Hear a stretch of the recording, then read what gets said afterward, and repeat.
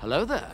This is where the fun begins. What's up, guys? Unofficial Star Wars here. Hope you're all doing well, and in this video we are going to be talking about the Star Wars Galactic STARCRUISER Hotel. As for recently, the hotel has actually been closed down and cancelled. That's exactly what we are going to be discussing in this video here, some of the reasonings behind why this whole STARCRUISER Hotel has been shut down here. In this video we are going to be taking a read from the direct article.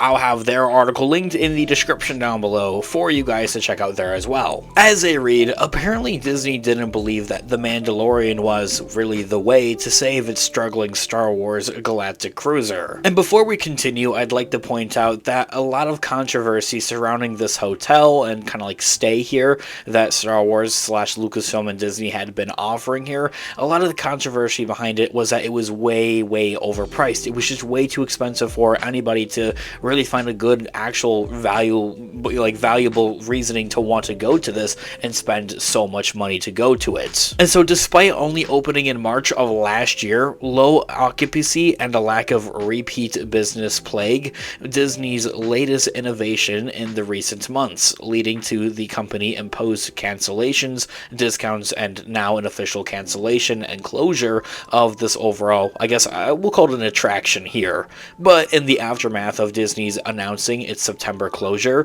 former plans to save this luxurious sinking starship have come to light. So really this overall ride has only been a thing here for a little over a year, and it seems as though that they will officially have it closed and canceled out by later this year in the fall, in September. The Star Wars Galactic STARCRUISER ride was really just a fancy hotel to a point. It was a 2-night stay, but it's set like within the Star Wars universe. It's supposed to completely immerse you into the Star Wars universe. However, they could have done this for a lot cheaper, believe me. Before the Star Wars Galactic STARCRUISER ever opened its blast doors at Walt Disney World, the experience was met with a significant backlash from the fans, especially in terms of its $4,800 price tag. Almost $5,000 to stay on this thing for 2 days. Now, given I do believe that's for like a family of 4 actually, so 2 kids and 2 adults type of thing, but still that $5,000 price tag is pretty up there. It's kind of outrageous to a point.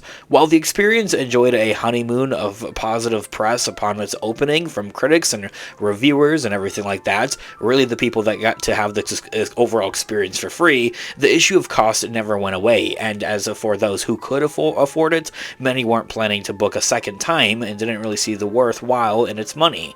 The Galactic STARCRUISER also shared Star Wars Galaxy Edge's issues as that overall theme park from Disney, in that it's creatively landlocked between The Last Jedi and The Rise of Skywalker, so that the way that these theme parks and attractions are set during these time periods is really between the sequel trilogy. The sequel trilogy isn't the most loved things from the Star Wars fan base, of course, as we all know, and that a lot of fans would like them to outreach that and offer maybe different things from all types of eras, and I have to really agree with that. I think that's something that would help this overall STARCRUISER experience a lot more if they offer things from the prequels or the original trilogy or from the Mandoverse and things like that. I think is a direction that they should have and could have gone. Same thing for Galaxy's Edge, which is more grounded actually. That's just the theme park that is a part of Disney. While that offers a lot more things and its attractions and everything like that, that there is also still set between The Last Jedi and The Rise of Skywalker. So it's a little bit grounded in those aspects there, and it's something that they should and could expand upon,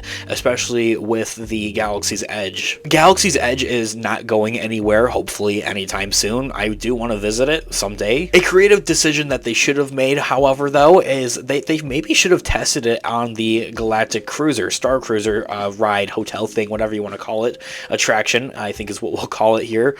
They should have kind of tested these different eras essentially with that. I think is something that they really could have done, and then bring that feature later on to Galaxy's Edge. I think is something that would have been a lot cooler. Apart from being two highly diverse Star Wars films from there, from The Last Jedi and The Rise of Skywalker, they still take place within the sequel trilogy together.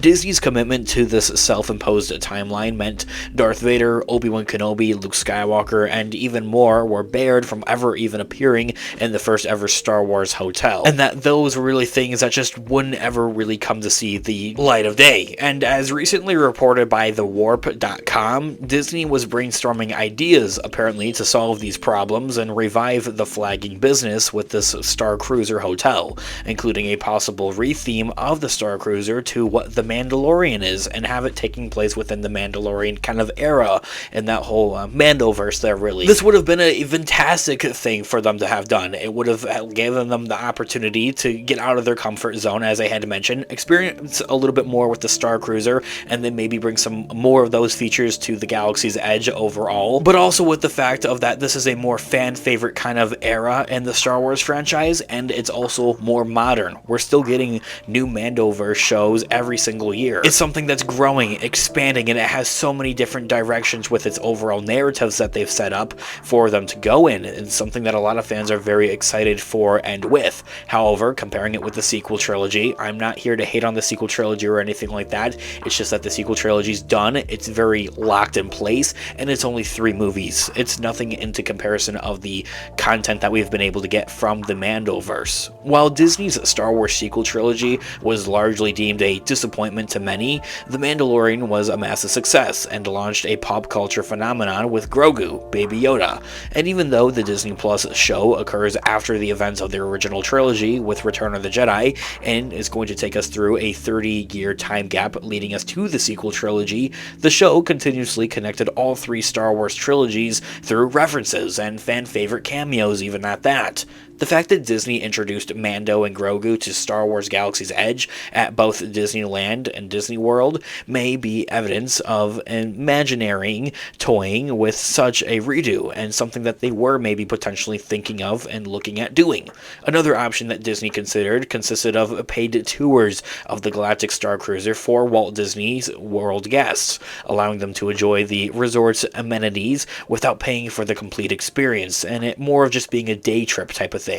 Reportedly, Imagineers were at the StarCruiser and working on ideas mere days before Disney confirmed the closure of the Galactic StarCruiser. So really, this here all being said, why did Disney decide to just shut it all down instead of going up with The Mandalorian?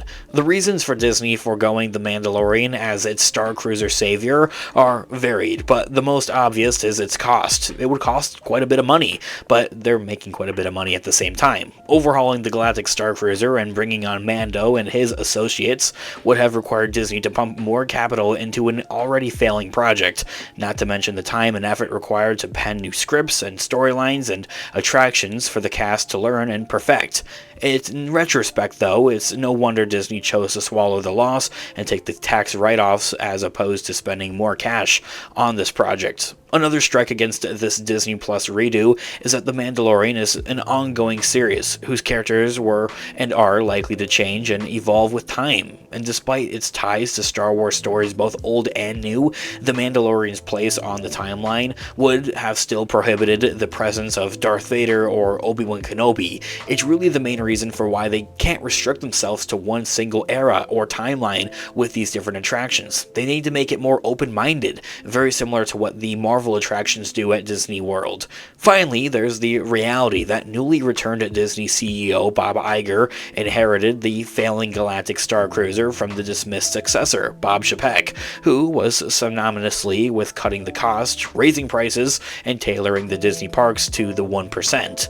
Upon returning to this former position in late of last year, Iger wasted no time in undoing Chapek's era and his changes and working to change Disney's money-grubbing reputation, all while trying to save the company's struggling bottom line. And so, all in all, the uber expensive but unprofitable StarCruiser didn't stand a chance at the end of the day, even when it was presented with a Mandalorian makeover and to revive it. And it seems as though that the StarCruiser, Galactic StarCruiser Hotel from the Star Wars is done. It's canceled and it will be done later this year in the fall in September. It's kind of disappointing. I kind of would have liked to have an experience like this, but the money just wasn't there. It's very expensive. It's hard to justify spending so much money to go to that. Anyway, I would love to hear all of your thoughts and opinions in the comment section down below, of course. Did you ever actually get the opportunity to want to go on the Galactic StarCruiser, or did you actually ever make it there? I would love to hear all of your thoughts and opinions on the comment section down below. And until next time, I'll catch you guys in the next video. Thanks so much for watching today's video, guys. Have a great one, guys. May the Force be with you as always. This has been Unofficial Star Wars. Peace out.